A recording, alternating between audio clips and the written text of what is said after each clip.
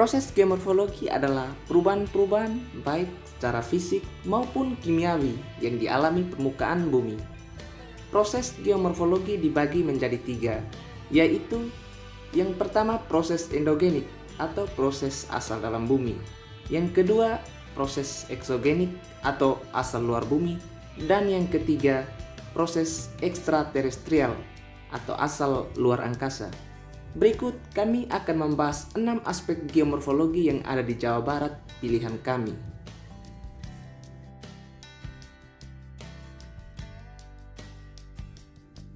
Yang pertama, tebing Citata. Tebing atau jurang adalah formasi bebatuan yang menjulang secara vertikal. Tebing terbentuk akibat dari erosi. Tebing umumnya ditemukan di daerah pantai, pegunungan, dan sepanjang sungai. Tebing umumnya dibentuk oleh bebatuan yang tahan terhadap proses erosi dan cuaca. Tebing Citata merupakan sebuah kawasan tebing yang terletak di kawasan Citata di Kabupaten Bandung Barat, tepatnya di 5 km Padalarang.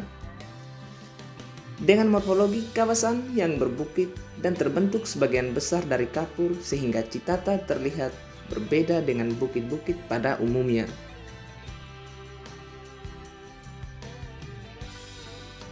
Yang kedua, Curug Batu Templek. Curug Batu Templek adalah sebuah wisata alam air terjun yang terdapat di Kota Bandung. Air terjun merupakan penampakan alam yang memiliki banyak manfaat. Manfaat yang dihasilkan oleh air terjun tidak hanya untuk kesehatan manusia, namun juga untuk sarana hiburan dan juga perekonomian masyarakat. Proses terbentuknya air terjun tidak terlepas dari proses geologis yang bersangkutan dengan batuan dan juga sungai yang mengalir.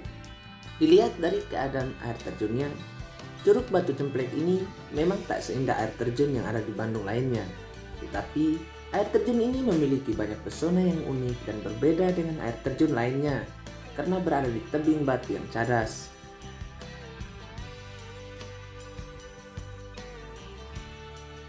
Yang ketiga, Gunung Papandayan.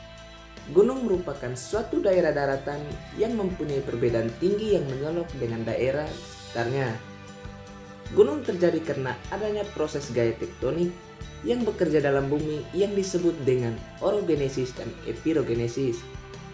Gunung Papandayan adalah gunung api strato yang terletak di Kabupaten Garut, Jawa Barat, tepatnya di Kecamatan Cisurupan. Gunung dengan ketinggian 2.665 meter di atas permukaan laut itu terletak sekitar 70 km sebelah tenggara Kota Bandung.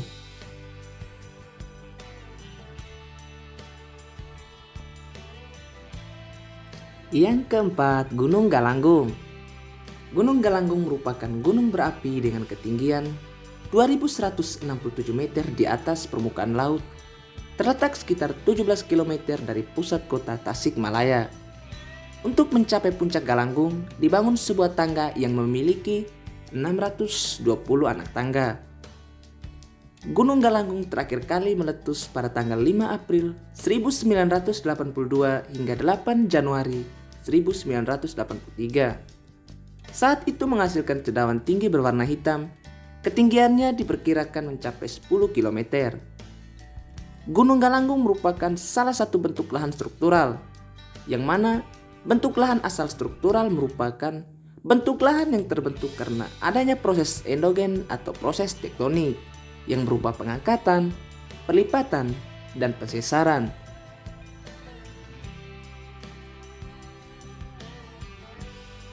Yang kelima, Grand Canyon of Indonesia. Grand Canyon of Indonesia atau Ngarai Hijau adalah salah satu objek wisata yang ada di Jawa Barat yang terletak di Desa Kertayasa, Kecamatan Cijulang, Kabupaten Ciamis, kurang lebih 31 km dari Pangandaran. Ngarai ini terbentuk dari erosi tanah akibat aliran sungai Cijulang selama jutaan tahun yang menembus gua dengan stalaktit dan stalagmit yang mempesona serta diapit oleh dua bukit dengan bebatuan dan rimbunnya pepohonan menyajikan atraksi alam yang khas dan menantang. Untuk mencapai tempat ini, kita harus menyewa sebuah perahu kayu. Perjalanannya memakan waktu kurang lebih 30 sampai 45 menit dengan jarak sekitar 3 km untuk sampai ke Grand Canyon. Asal mula pemberian nama Grand Canyon ini karena para warga setempat menyebut bentuknya dengan mirip Grand Canyon yang ada di Amerika Serikat. Selain itu, pemberian nama Grand Canyon juga terinspirasi dari warna air yang memang berwarna hijau pekat. Masih berminat kan yuk? Yang terakhir, Goa Boniayu. Goa adalah suatu lubang di tanah atau di batuan atau di gunung yang terbentuk secara alamiah. Jadi bentukan-bentukan seperti gua yang dibuat manusia sebenarnya tidak dapat kita kelompokkan sebagai gua, tetapi lebih tepat sebagai suatu terowongan. Gua adalah suatu bentukan alam yang umumnya terjadi akibat adanya suatu proses alam yang melubangi batuan.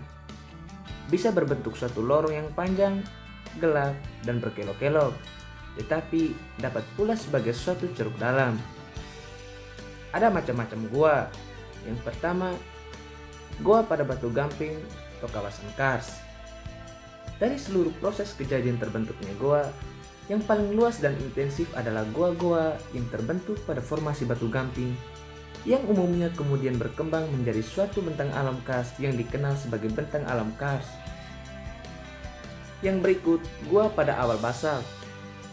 Proses ini tidak ada kaitannya dengan reaksi kimia, tetapi lebih terkait dengan proses aliran magma yang encer, panas, membara, yang keluar dari kawah gunung api. Goa abrasi.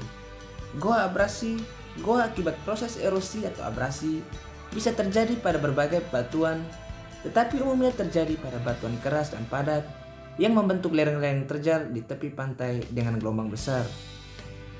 Gelombang yang di setiap saat menghantam tebing batu menciptakan proses erosi yang luar biasa yang sedikit demi sedikit mencukil partikel-partikel pada batu. Goa ini terletak di Sukabumi, Jawa Barat. Ayo teman-teman yang pingin refreshing, silakan kunjung di Goa Boniayu.